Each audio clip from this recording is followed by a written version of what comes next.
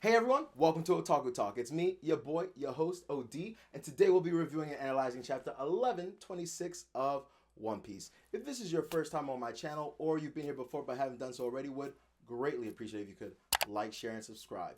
Anyway, without much further ado, let's get into this review.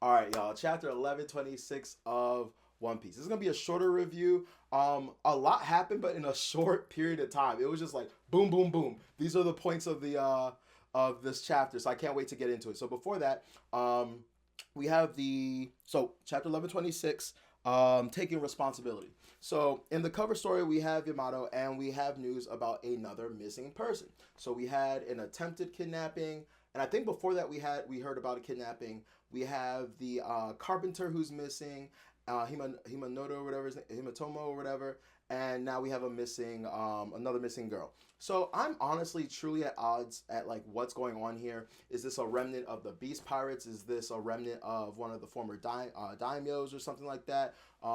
What could possibly be going on here? At this point, I kind of don't know if there's any real clues. Part of me was like, was there anything untoward going on that was like outside of Kaido? Maybe someone in Orochi's faction. I'm trying to think, like, did someone not die who should have died that, would be doing these things? The only guess I really have is the one sumo wrestler dude. But like, I just don't understand like why he would do this. So I'm at a complete loss. Normally I don't talk about Oda's little like notes in the beginning of the chapters anymore because they're just like kind of like random spur of the moment things.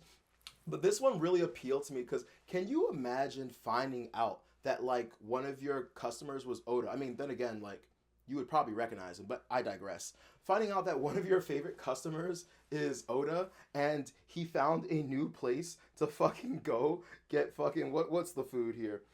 Get tonkatsu ramen because you guys don't deliver. That's crazy. I would be kicking myself, bro. I would be kicking myself if I found out I lost Oda as a customer because I don't offer a service that he wanted. I would be dying. But I mean, like, what can you do though? Anyway, we start off the chapter and everyone's partying, having a great old time, eating. They're all drinking absinthe, right? And it's this really strong drink, and they're warned that, hey, be careful. If you drink too much, you can hallucinate. So I don't really know what happened at the end of the chapter, but some people are obviously, because of this part, are going to assume it had something to do with the absinthe or that like some fairies showed up. Who knows? I just think they got super turnt, and while they were turnt, something happened that they don't remember because they were too turnt to remember. Which bothers me because, you have the likes of Nami, who's a really solid drinker. You have the likes of Zoro, who's a really solid drinker. Zoro's not and also on top of being a solid drinker, he's the type to, like, be ever vigilant. Remember back in Whiskey Peak when they tried to get him all drunk and, like, Zoro was just there ready and about it? He's never been the type of guy to just let his guard down. Like, he always looks like his guard is down, whether he's drunk or sleeping or whatnot, but his guard is always up. So I think it's kind of crazy that despite Zoro being there, and Jinbei too. Jinbei's a big drinker too, but who knows? Somehow something happened and they all got separated. So I'm laughing my ass off because basically Dory and Bragi are explaining how, like, what happened, and Kashi and Oimo basically say after the events of Water 7 we went directly to Lil Garden to go get them. When we went there, they were just fighting each other with their fists, and it's a fight to the death and they're unable to kill each other with their fists. That makes no sense to me because you could definitely kill somebody with your fist, but I get that the point is that they're both warriors and it's going to be really, really hard to like permanently put someone in the ground just with your fists. Also, this might be some kind of not metaphor, I don't know what the word I'm looking for is, but just some kind of like little hint or tip or note from Oda that, like, hey, the reason that people like Garp, the reason that people like Luffy and Kobe use their fists and not weapons is because they don't want to kill people, and that's why they do that. So that'd be really interesting. Anyway, they basically say that the only reason that they left Lil Garden was to go get their weapons repaired, and that they have, and so like Nami basically says, like, so like once you like, so you went for new weapons, so you're like still fighting, like once you get the weapons, like you're still gonna like continue your duel, and they're like yes, and I love the fact that Nami is just like, yeah, fuck this, I'm out, like I'm done. I'm done. And I think it's hilarious. I think it's just in her character. I think that's also like speaks volumes to like, and I'm not trying to like, generalize here, but I do think that speaks volumes to like women in general. Just seeing like dudes do dumb dude shit, like niggas doing dumb nigga shit, and she just was like, you know what? Yeah, y'all are fucking retards. I'm out of here. Like that was so hilarious to me. Absolutely. And like it just honestly I had a flashback to like an ex of mine back in college when we were doing stupid things in college and a bunch of my friends bought that giant German like boot and we all wanted to do Das Boot and I forget but like that thing holds like I don't know like 6 7 beers or something like that and so like we were doing it in the backyard and like my ex was like, why are you guys doing this? Like the human body, like she Googled it. She's like, the human body can only like take whatever like ounces of blah blah blah. Like this is whatever. Like you're not gonna be able to do it. And we're just like let us fucking live. And she was like, and she pretty much literally had the exact like Nami reaction where it's like I'm done. It just goes inside, and it's like whatever. So boys will be boys. So that was honestly freaking hilarious to me. And I also love the part with like Usopp, who's basically like treating Nami like other characters in the treating Nami like the audience, the readers, and they're like, "Did you learn nothing from Lil Garden?" Because yeah, this was kind of established. Like this is how they roll. This is part of their culture. I'm really into sociology, and this is just a textbook example of cultural relativism versus ethnocentrism. To me and you and to Nami, this seems stupid. You guys are best friends. Why are you still fighting to the death? Like you guys left, you guys aren't fighting right now, like let's keep it this way. You guys are really just gonna like go get weapons and come back and do this. But being culturally relative, fighting and duels and stuff like that is part of their culture. Like this isn't the first time it's happened. People leave Elbaf to go fight somewhere else. Like this is just ingrained in their culture and what they are about. Now if you want to get into some cultures are toxic and this that and the other, that's a whole nother debate for another day. But I kind of get it. Me personally, I'm gonna be I'm gonna keep the stack with you. When they showed up, I was cool with their duel being canceled, not even put on pause, being completely canceled. Because I was like, okay, something important happened. The Sun God Nika is here. This trumps anything, or maybe like we'll postpone this until we can help him achieve whatever he needs to achieve. I thought it was gonna be something along those lines. I think it's kind of funny, but it makes sense that they're like, we just want to get new weapons. And I also think that whoever the weaponsmith is, might have some other relevance. I don't know, not necessarily with like Zoro and them, but like maybe that weaponsmith will help the Straw Hats build some other weapon, or a long time ago during the Fishman Island arc, the Noah was taken somewhere, and for the longest time I kept thinking like who could fix the Noah. I think a lot of people went to like Water 7, but I'm like this is a giant ship, and in my head I thought the only thing that makes sense is like a giant shipwright. So I wouldn't be surprised if during Elbaf, we run back into the Noah and we like meet whoever is the shipwright of that, and like there's some history to them as well, as giants are ancient as hell, and so maybe he has some stories about meeting Roger and all other types of things, because obviously he's a shipwright, so he's made numerous ships for different people and seen different ships and repaired different ships, so maybe that's what we'll get to. We get a really cute scene with Bonnie and Kuma, and I'm just really confused what's gonna happen because I see Kuma like smiling, but is he truly all there? Lilith is there, and so maybe they might be able to help out or do something, but I don't know. Vegapunk made it sound like this is kind of permanent. There's like no undo button. So I'm just really curious how this is going to work out for her. I'm kind of sad because it feels like, she's already gone through the thick of it. And now, like, we're just setting her up to suffer some more. And that fucking sucks. That really fucking sucks. Oh, back to the Dorian Bragi thing. There's a content creator I really like. His name is Best Guy Ever. And he was livid about the fact that Dorian Bragi suspended their duel, and I think he's going to be very happy after reading this chapter, because he has been bitching nonstop about the like how angry he is that they ended their duel, and like that they're giants and part of their culture is blah blah blah, and they should never end this duel, and that them ending their duel is bad writing and but this that and the other. And like I said, me personally, I never cared. I was cool with it, but like it does make sense, and I guess if they're gonna continue, they're gonna continue. But like, I can't wait to check out his stream and just see like how happy he is. He'll probably give the chapter a Goda for that fact alone. So after that, we go back a little bit over a month later to the red hair pirates finally confronting Barto about what happened in that cover story where Barto burns down their flag and I believe put up the straw hat flag. For some reason, they don't talk about the straw hat flag being put up, but they show the red haired Shanks flag being put up, and we see just Bart kind of looking pathetic, groveling before Shanks. So I don't know if they already fought them or if just like Bart knows immediate or like already that like he's cooked, and he's just like, "Hey, sorry, forgive us. We were idiots." And I'm wondering like why he's so quick to just give up. Like I said, maybe there was a fight before and they were just so easily taken care of that he knew that like, yeah, I am fucking screwed, right? And so one member of Shanks's crew shows up, and I forget his name. I think it's the one that usually has. Is it not the one that usually has the monkey with him? Anyway, he gives him this batch of medicine, and he's like, well, it's not medicine, it's poison.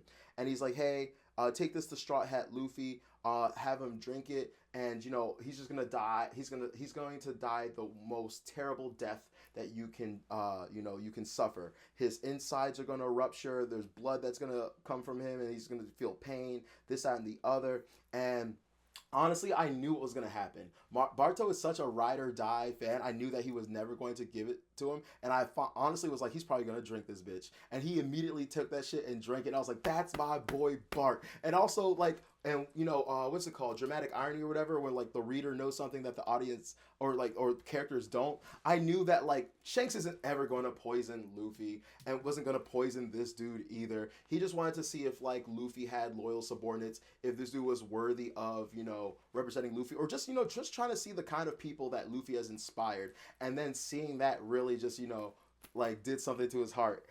So, he drinks it and he's just, resigned himself to his fate. There's one line in here, and I honestly feel like it's a shot at Kid. I feel like Oda doesn't even like Kid either, because he was like, I'm good being just another scrub who got killed trying to show up an emperor. And I don't know why, but when I heard that, all I could think about was Kid.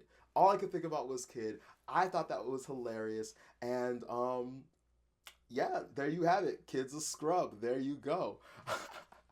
But because of what happened in this chapter, I do now think Kid is alive. I definitely thought Kid was dead. I was like, there's no way they survived. They're in the middle of the ocean, blah, blah, blah. But now that something similar happened here, I'm like, okay, yeah, they're probably alive. And I just love this showcase because I really wanted to know what Shanks was going to do. Part of me was like, well, these are like people that like follow Luffy and he fucks with Luffy, but at the same time, he's a Yonko. He has an image to uphold. He can't be soft. And like, if people find out that like a dude burned down his flag and nothing happened, they won't respect him, or maybe they'll go to other islands that has Shanks protection and attack them because they think Shanks isn't about that shit. And so like I felt really bad for Shanks to be in this position, but like he's got to do what he's got to do. It's like at the end of the day, it's like rival gangs, right? And like even if you fuck with another like gang leader, at the end of the day, that's another gang leader, and if they fuck with your corner or fuck with your bread, like you gotta do something about it. You gotta. But like when they sent Barto on his way, I was actually like shook. I was like, all right, Shanks, you're a good dude, man. You're a good dude. And then I fucking lost my shit. I lost my shit when Yasop comes up. He's like, I was like, yo, Cap, move over real quick. I was like, Yasop, no! And like Shanks just like does it. No argument, no nothing. He's like, we still gotta show him who's boss. And I think it's kind of interesting because it kind of reminds me of like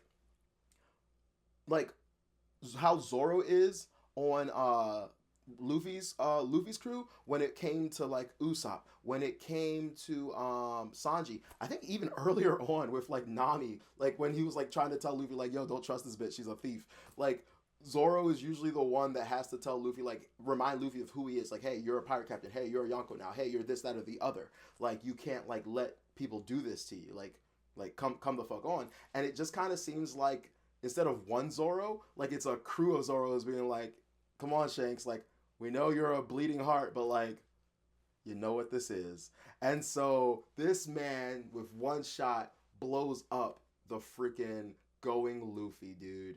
That John is gone. There was such a massive explosion. I'm not even gonna power scale. It's obviously clear that Yasop is strong as hell. It's obviously clear that that shot was powerful, but sinking a ship is not that impressive. To be fair, Barto and crew are relatively strong, but at the end of the day, it's still a ship. They have been defeated. They have been beaten.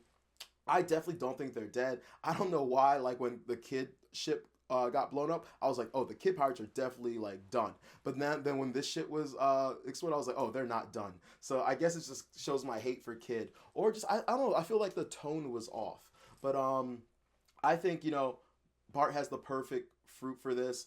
Either heard, sensed, maybe he has some observation hockey, what have you, that saw the shot coming, or even if the shot did hit the ship before the explosion completely went ham, he was probably able to put a barrier around his crew. He's maybe possibly able to like stand on the barrier, put a barrier under them. Maybe like they can walk back to the island they just came from, or walk to a new island. But I do definitely think that the ship is fine. My only question now is how the hell is he going to get another ship? Honestly, I'm super excited for the 1,000 Luffy. In fact, I hope it's the 1,000 Nika. I hope it's a completely revamped ship that has, what's it called? That's based off the tone of Gear 5 Luffy. And then we also, like, similar to how there was, like, the Merry Head on the going Luffy, and then you had, like, the chopper horns. We'll see stuff like that, where we'll see, like, the Sun God Nika head there, but then we'll also have the 1,000 Sunny head, and then maybe the Chopper antlers again, or we'll see more diverse stuff from like new crew members, like something that represents Jimbei or like Frankie or something like that. That would be really, really cool. Yeah, it was just cool to see Shanks like a proud father. Like, yeah, I gotta do this, but like I don't want to, but it's whatever. This is the name of the game, but like it's just really nice to see that Luffy has like motivated so many people that are like willing to die for him. And I think the part that really touched Shanks was the fact that like he that Barto like drank the sake and like swore himself to Luffy on his own accord. I think that really spoke volumes to Shanks, that he's like, this dude on his own like has decided to dedicate his life to Luffy, someone that didn't even want him to do this, and like also like literally drank poison for him, and didn't want to like get him in trouble.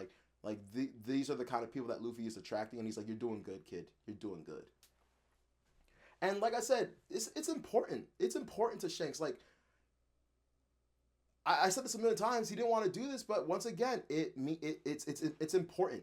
It sends a message, and if you can just go up to a Yonko's territory and burn their flag and do whatever you want, then like it just sends a message to the Marines, other pirates, what are those, like raiders, what are the people in the mountains called, like the bandits. It just sends a message to anyone that like they can be fucked with, that they're soft. Like there's a reason that Yonko have the reputation of being ruthless, and like it's important to somewhat maintain that. And I'm wondering if there's going to come a point in time in the Straw Hats journey where they're going to have to kind of apply that ruthlessness. So the chapter just keeps getting better and better, with just more and more information that we really like to hear. And so now we have Blackbeard back at Hachinosu, and he's getting up to date on the events that happened. He is giving Pizarro, Valo Pizarro, whatever his name is, an absolute earful for losing Kobe, who was supposed to be their bargaining chip, for like so much damage happening to the entire island,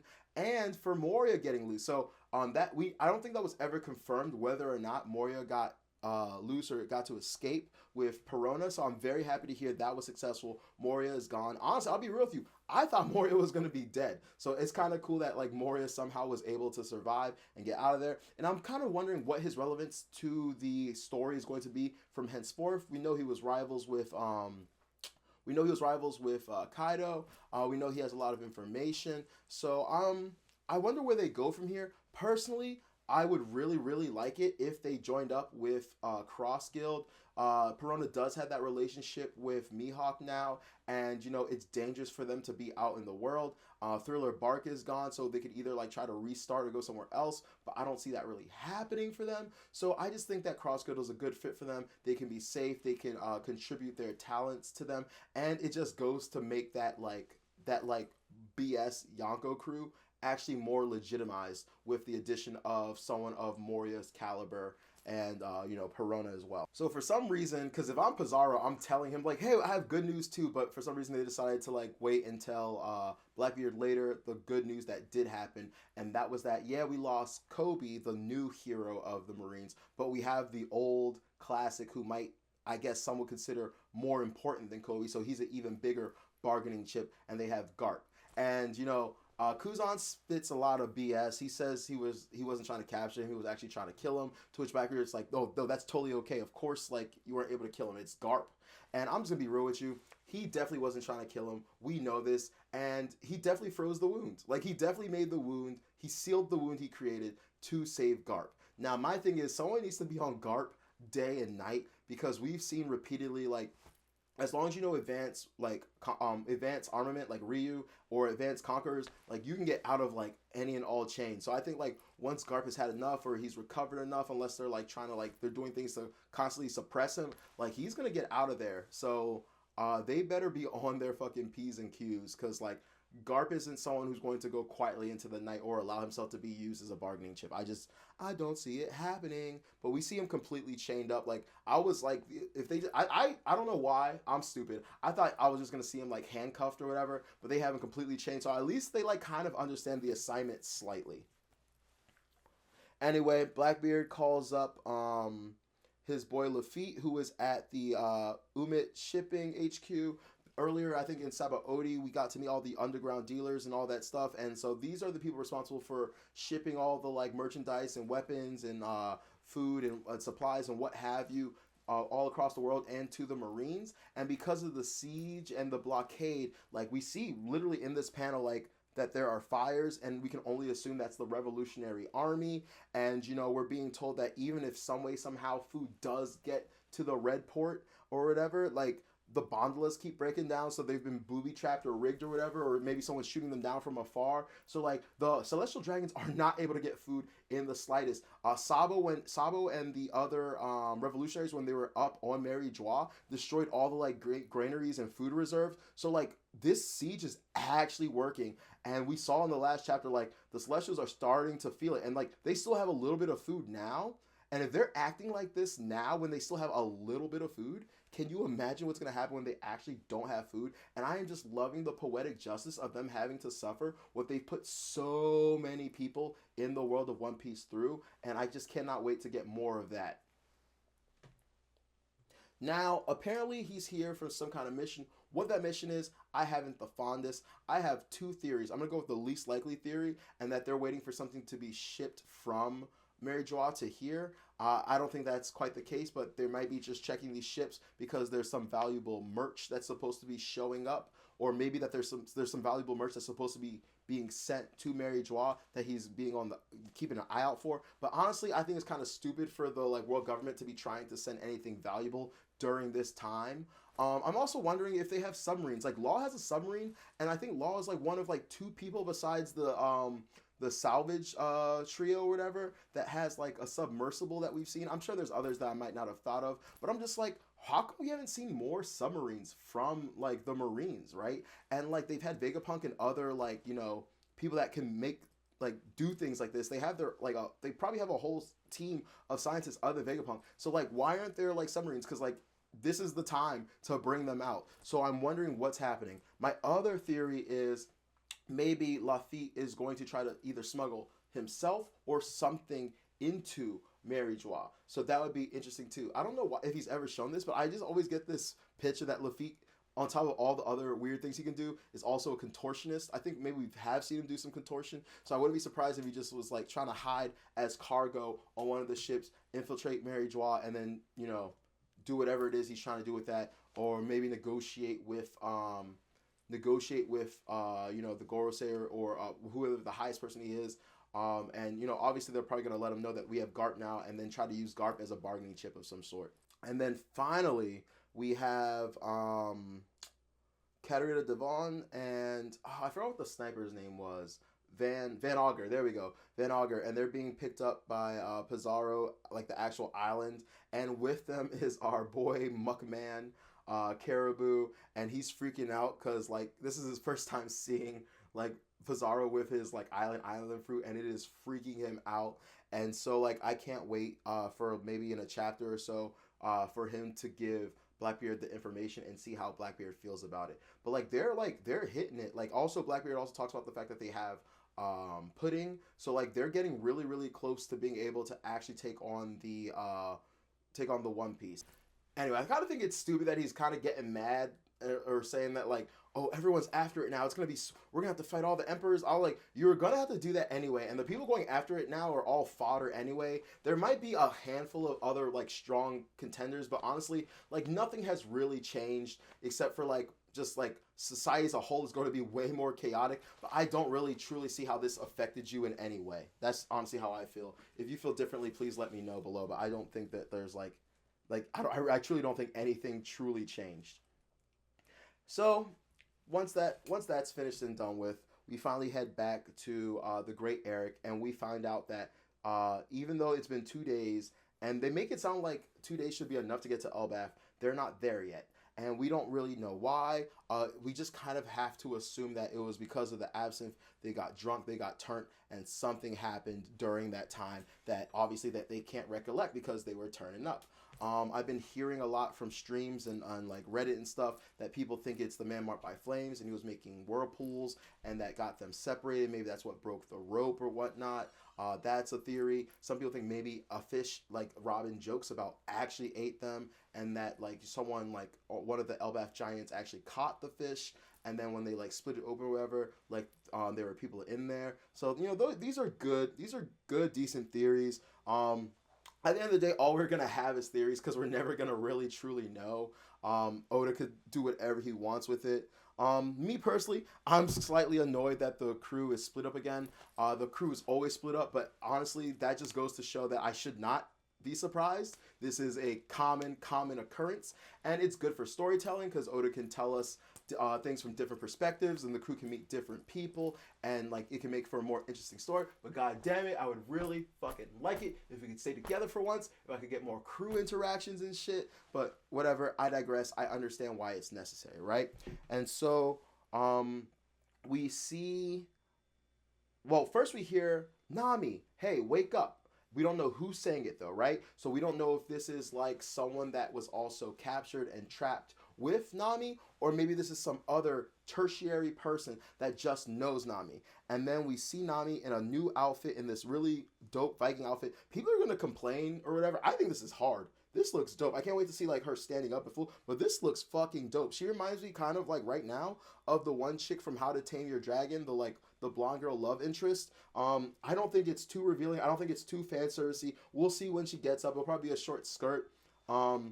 I would like it if it was like a short skirt, but like behind it, like wool, like an extra thing of wool or whatever. I think that would look tough. I don't see anything like that right now, but maybe there is. But I fuck with the fit. But here's my thing. So everyone, the question of the chapter is, where are they? What happened? And so people are saying Legoland. I don't think that's the case. I don't think that they're on some random Lego island. We got to get to Elbaf. I don't think we have too much time for like segues like this. I think what happened is she or maybe other crewmates were picked up by some giant children, or maybe important giant children. And this is like a Lego dollhouse that they have decided to put Nami in. Also, another reason that like, all right, so another theory people have is that it's Loki who did it, and Loki is like a child in giant years. I'm not buying that. I don't think so. I looked it up. He's 63. Hadrudin is like 83 or something like that. Like they're not idiots or whatever. The only theory I would really subscribe to is I took that and I was like, if it is Loki, it might be one of those things where just like Lola, he fell in love with Nami immediately and wants to make Nami his wife, and so like that's what he did. But here's the main reason. I don't think it's Loki, and I would like it to be giant children. And like this is kind of stupid because it's real world stuff, and I think real world stuff shouldn't like affect it. But I just think that it would be really cringeworthy and really problematic if like a grown man was the one that like undressed and redressed Nami.